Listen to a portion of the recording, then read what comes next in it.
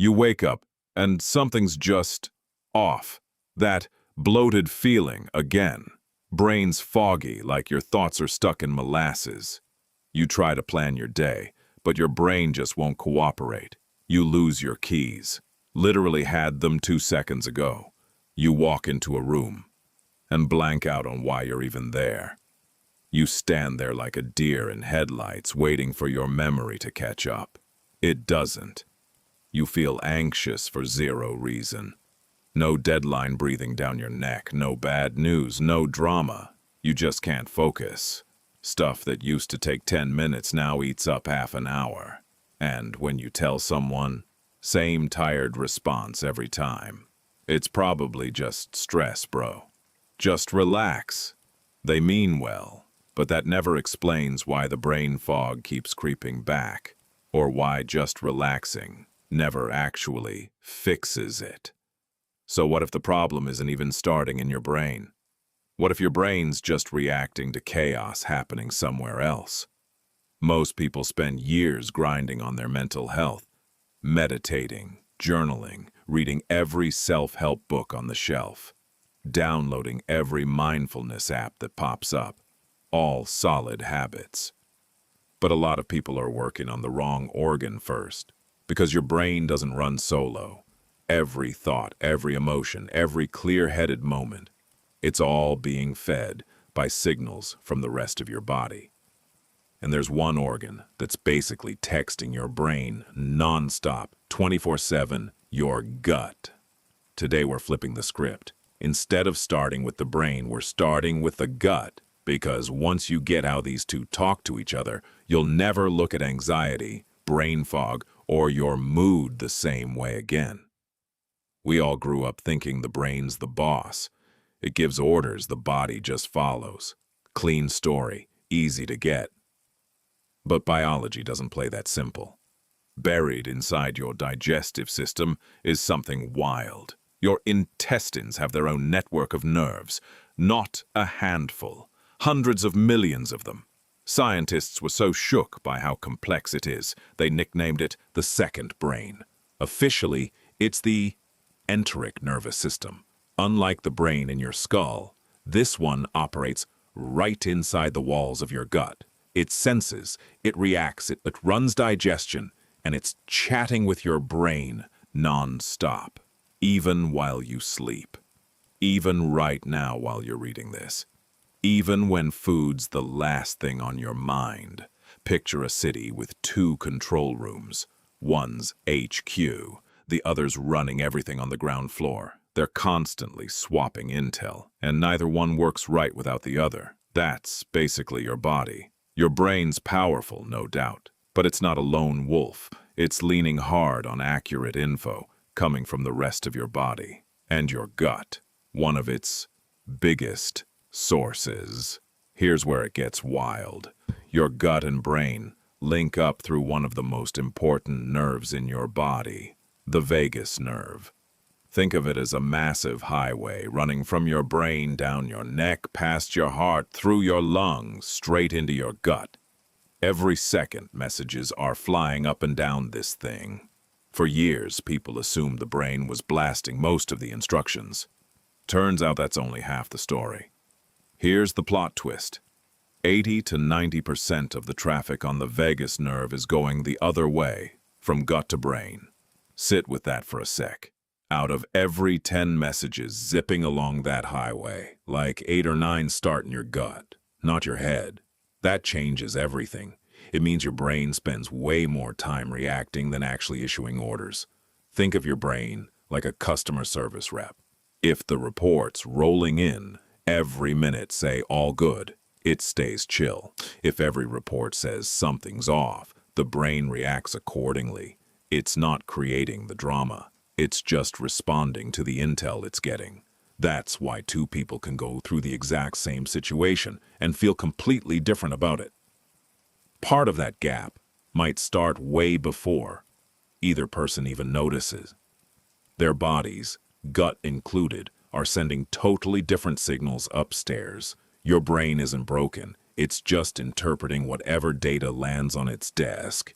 Imagine getting hundreds of texts a second, each one giving you an update on what's happening inside your body. Some say all good here. Others say, yo, something needs attention. Your brain reads those texts and responds, but they're not written in words.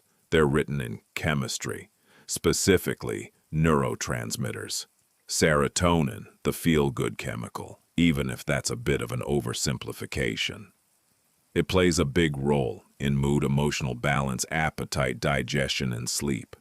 When it's out of whack, you can end up with low mood, more anxiety, bad sleep, or feeling emotionally all over the place. Here's the kicker. Around 90% of your body's serotonin is made in your gut, not your brain.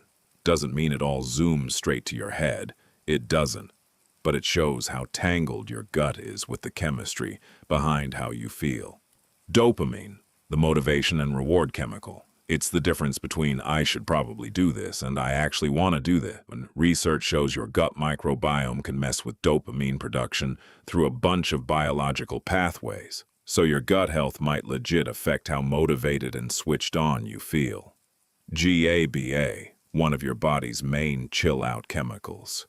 Think of it as the brake pedal for your nervous system. Not enough braking, and your thoughts start feeling louder, faster, harder to shut up. Certain good gut bacteria help produce GABA-related compounds. Another sign of how connected all this is. Zoom out for a sec. Mood, focus, motivation, mental clarity, stress response, sleep. None of this happens in a bubble. It's all shaped by an ongoing back and forth between your gut and your brain. This isn't woo-woo energy stuff. Not positive thinking, not pseudoscience. It's straight-up biology and chemistry. Let's call her Sarah. 34, regular office job. Gets about 7 hours of sleep most nights. No major crisis going on. Life's just normal. One Tuesday, she walks into a meeting, coffee in one hand, notebook in the other. She's locked in, nodding along, even asks a question. Looks fully engaged. Meeting wraps. A coworker asks, "So what did we decide?" Sarah blanks. Total mind wipe. She checks her notebook. A few random scribbles. Nothing useful. She laughs it off, but inside she's rattled. Because this isn't the first time. Over the next few weeks it keeps happening. Concentration's shot. She's mentally wrecked by lunchtime. Eventually she hits up her doctor. Blood pressure, normal. Blood sugar, normal. Every test, normal. Probably just stress. She leaves with more questions than she came in with. Sarah's fictional, but this experience, extremely real. Millions of people describe the exact same thing. Brain fog, bad focus, low energy, digestive issues, anxiety out of nowhere. And in a lot of cases, the gut turns out to be a real player in the story. Not always the cause, but a piece that gets overlooked way too often. Because when your gut microbiome gets thrown off balance, the messages heading to your brain start to shift. Less good bacteria, more inflammation, messed up chemical signaling, a weaker gut barrier. Doesn't guarantee mental health issues, but growing research says it can shape how your brain functions and responds. What feels like just stress might actually be a much bigger biological conversation happening under the hood. Your gut's not empty. It's home to trillions of microorganisms, mostly bacteria, together forming your gut microbiome. Think of it like a whole ecosystem, like a rainforest. When every species is doing its job, everything stays balanced. But lose too many of the good guys or let the bad bacteria take over, and the whole environment shifts. And when that happens, your brain usually clocks it. Not because bacteria are puppeting your thoughts, but because they're shaping the signals reaching your brain.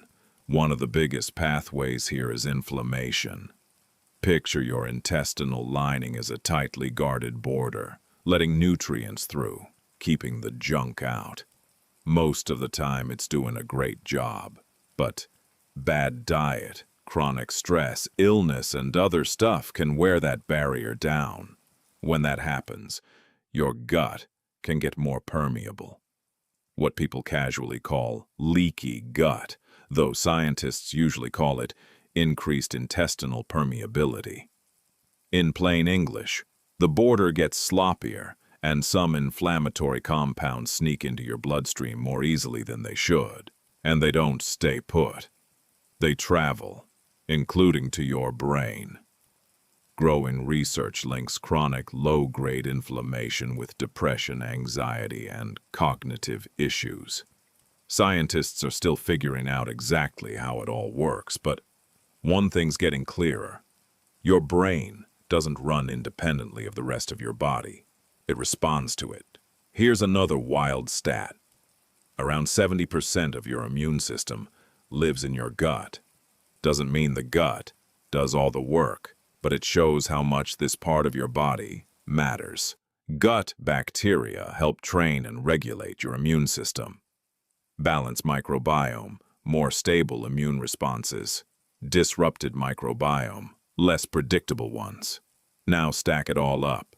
Chemical signaling, inflammation, immune activity, the vagus nerve, different roads, same destination, your brain. That's why the science on mental health is shifting. Not every condition starts in the gut. It doesn't, and the gut is never the whole puzzle. But it's a major piece, one that doesn't get nearly enough credit. Here's the good part. Unlike your genetics, your microbiome can actually change. It's constantly adapting to your diet, sleep, movement, stress, and daily habits, which means small, consistent tweaks can genuinely reshape what's going on in there over time. 1. Eat more fiber. Fiber's basically food for your good gut bacteria. Feed them well, and they produce compounds that support a healthier gut. Load up on veggies, fruit, beans, lentils, whole grains. Just don't double your fiber overnight. Ease into it. Your gut needs time to catch up. 2. Get some fermented foods in. Yogurt, kefir, kimchi, sauerkraut. All packed with good microbes that can boost microbiome diversity. Studies show regularly eating fermented foods supports a healthier gut and can lower inflammation markers. 3. Protect your sleep. Bad sleep doesn't just wreck your brain, it messes with your gut microbiome too. And an unhealthy microbiome makes good sleep even harder to get. It's a nasty cycle. Aim for 7 to 9 hours. Forget perfection. Chase consistency. Going to bed around the same time every night matters more than people think. 4. Move every day. No need for insane workouts or 2 hours at the gym. Your gut responds to regular movement. Even a simple 30-minute walk can support a healthier, more diverse microbiome. Consistency over perfection, every time. 5. Manage chronic stress. Stress isn't just in your head, it's biological. Constant stress means your body's pumping out stress hormones that mess with digestion, shift your gut bacteria balance, and weaken your gut lining. Over time, that changes what your gut's telling your brain. It's a feedback loop. Stress hits your gut hits your brain makes the stress feel even worse. Self-feeding cycle. Good news, you can break it. One easy trick, box breathing. Athletes, first responders, military, they all use it to regulate their stress response. How it works: inhale slow for 4 seconds, hold for 4, exhale gently for 4, hold again for 4, repeat. Just a few minutes can help kick in your body's relaxation response through the autonomic nervous system. Vagus nerve included. Simple, free, and surprisingly effective if you actually stick with it. We started this off talking about brain fog, forgetfulness, low motivation, anxiety that seemed to show up from absolutely nowhere. Most people assume all of that starts in the brain. But now you know the story's way bigger than that. Your brain's not running the show alone. It's constantly listening to your immune system, your hormones, your nervous system, And every single day, it's listening to your gut. Your gut shapes chemical signaling. It influences inflammation. It talks through the vagus nerve. It helps set the whole environment your brain has to operate in. That doesn't mean every mental health struggle starts in the gut. Mental health's complicated, but your gut is one piece you can actually do something about. One meal at a time, one better night of sleep, one walk, one small habit. These little choices won't feel dramatic today, but your microbiome notices, and over weeks and months your brain might notice too. Here's the thing worth remembering. Your body's always listening to what you do repeatedly, not the one-off thing. Not the promise you make yourself every Monday, what you actually keep doing. So the real question isn't whether your gut's talking to your brain. It always is. The real question is, what's it saying? And more importantly, what are your daily habits teaching it to say tomorrow? If this flipped how you think about mental health, drop a comment. I genuinely want to know what surprised you the most. And next time, we're going even deeper. The best foods for your gut microbiome. Which everyday foods help your good bacteria thrive? Which ones are quietly working against you? And how small diet changes can level up your digestion, focus, and overall health. Until then, take care of your gut. Your gut might just take care of your mind right back. Thanks for watching.